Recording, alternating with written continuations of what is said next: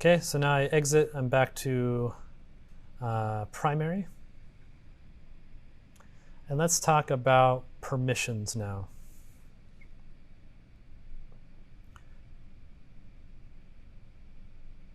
Oh yeah, let's go ahead and do that. So actually I'm going to go back to being Brian because that was a fun experience. So again, I'm here as Brian. And where am I? Let's go to users, not users, home / Ubuntu. Okay, so I'm inside of Ubuntu's home directory, and you can see here this is all owned by Ubuntu. So if I try and, for example here, I try to vi another file.txt. So I vi another file.txt. Notice down here it says read only. Why is that? Well, it's because Brian doesn't have access to the ability to read and write inside of Ubuntu's directory. So if I come in here and I try and say, it even says changing a read-only file, and then I come down here and say write quit, it's going to say, I told you like 7 times this is read-only. This is read-only is because you don't have any permissions to read or write here. So what I'll have to do here is say quit with an exclamation point and say quit without saving. Okay. And let's talk about why that is. If you look here at another file.txt, this is the one that we were looking at. This little like hieroglyphics that we have right here, these are the permissions of the file. So the first one, this is whether it's a special file or a normal file. If it's a dash, it's a normal file. So that's just like a text file or a JavaScript file or a Python file or a PNG. It's just really any flat file. But if it has something else like D, for example, that means it's a directory, right? So home here means it's a folder, right? That's what that D means. There's a handful of other ones. I think I wrote them down here. There's like binary files. There's a bunch of other stuff that doesn't really matter. The only two that really you see a whole lot of are normal files and directory files. Let's see. The next RWX, that is the, yeah, so these are all file permissions. So you'll notice it says RWX, RWX, RWX, right? So I'm trying to make sure that I read it the correct way. Yeah, so the first one is the user permissions, right? So RWX here means that this can be read, written to, or executed by Ubuntu. So it's the specific user that's listed here, okay?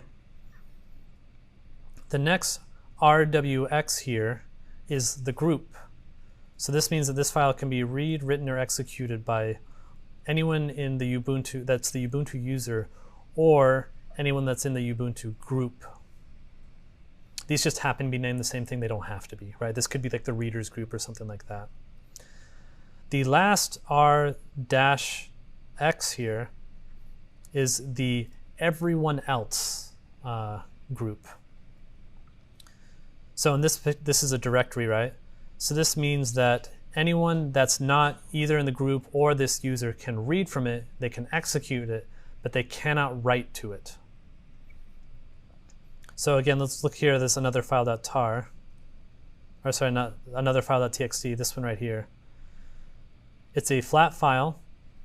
This can be read to or written to by the user. It cannot be executed. This can be read to or written to, but it cannot be executed by the group. And it can be read by everyone else, but it can't be read or executed by anyone else. So that's what that means. Make sense so far? So that's why Brian cannot read or cannot write to another file.txt.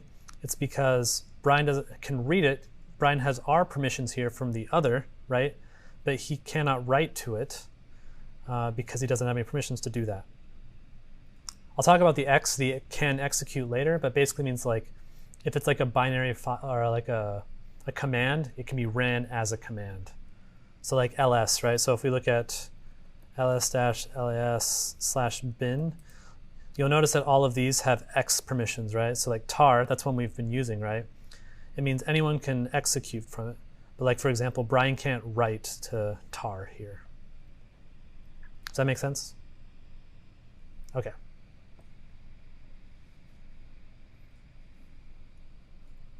So where am I? Let's go back to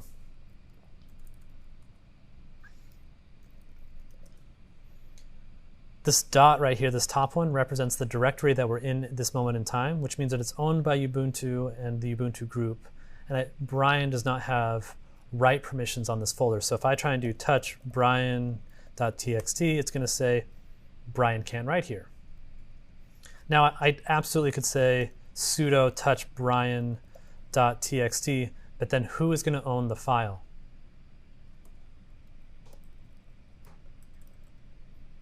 So if I have brian.txt now, look who owns it. Root. Root owns it. And what's even kind of, more insulting is that not even Ubuntu can now read or write to this, because you'll see here that there's only read permissions for anyone besides the root user. I'll go ahead and remove that. Actually, we can keep rolling with that. All right, well, yeah. So let's talk about like ways that we can kind of mitigate this. I'm going to exit this out of this, so I'm going to be now as Ubuntu. Let's go ahead and go to the root directory. We kind of already talked about this a little bit. I want to make a hello, but I can't do that as Ubuntu. So instead what I'll do is I'll make a directory, I'll sudo make a directory. So now I have a hello directory here, but this is owned by root. What happens if I want Ubuntu to be able to read and write to this? So I can use something called,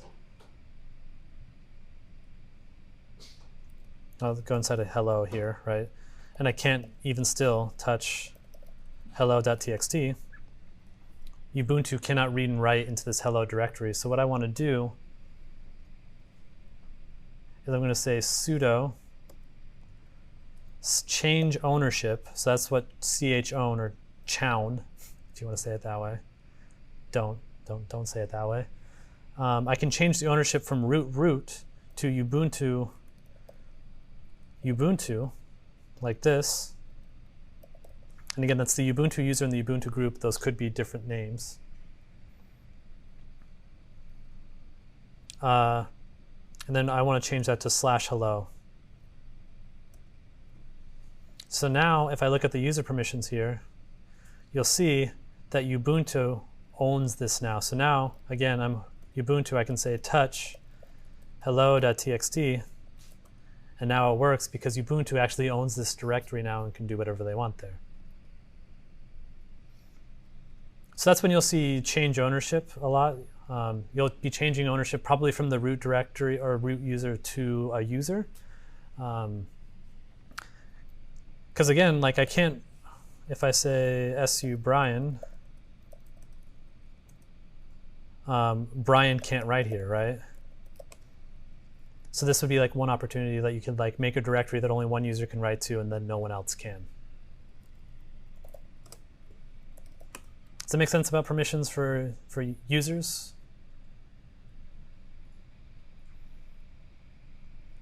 So this is one way of going about this. You can like scope it down to users, but you can also change the, so let's take a look at this hello.txt that I just created here.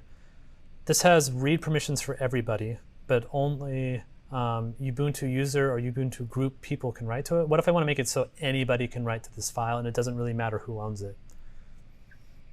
You can use something called chmod. What I can actually end up doing here is I'm going to say sudo chmod. So I'm going to change the permissions on the file, and I'm going to say u equals uw or rw, g equals rw, and I think it's O. Yeah, O equals RW. So the O stands for other. So user, group, other for hello.txt. So now if I look at this again, you can see now anybody can read and write to this. So if I switch users to Brian now, and I say,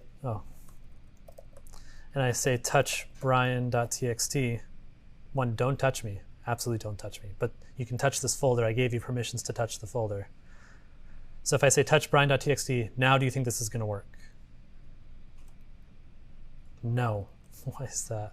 Oh, so Brian didn't get to the directory. Brian got permissions to the file.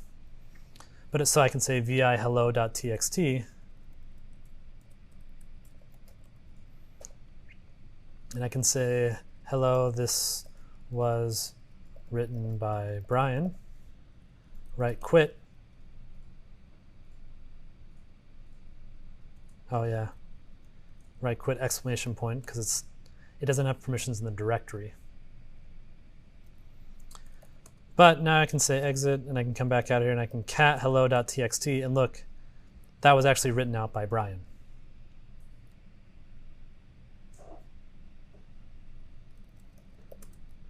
Make sense? Cool. So if I wanted to do that by the directory as well, I could absolutely come in here and say change mod for that, and instead of changing it for the file, I can just put period to represent this directory, or /hello if you want to be more verbose, but I'm just going to put period. And now, oh, yeah, you have to give it X for directories as well. So come in here and you have to add X for the directory for hello. And now if you go into hello, you can see I can switch users into Brian, and I can say touch Brian.txt, and now it will allow Brian to create the file in here. You can take a look, and you can see that we created Brian.txt, and this is owned by Brian, despite the fact that this is a directory owned by Ubuntu. Make sense? So that's what change chmod is for. It's messing with those permissions for groups and users. I'll be honest, I almost always am just adding permissions to a file. Like usually it's either adding an executable permission or making it more permissive or less permissive for users. But I don't really modify the group permissions very much because I don't usually mess too much with group permissions.